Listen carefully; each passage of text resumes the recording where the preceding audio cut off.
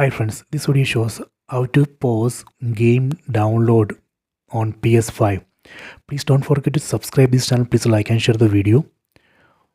First, we have to press PS button on the controller. Press PS button. Then here we have to set downloads and uploads.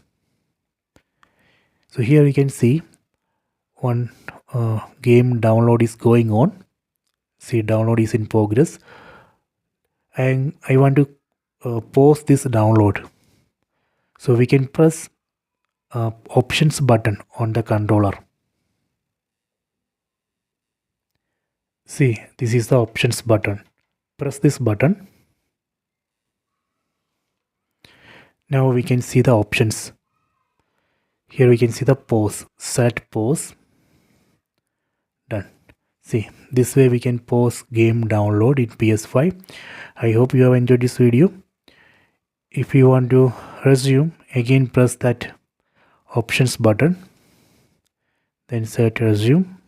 See, done. If you want to delete this download, again press that options button. Here we have cancel and delete option. Select it. Select yes. Done. So this way we can cancel that game download. I hope you have enjoyed this video. Please subscribe this channel. Please like and share the video.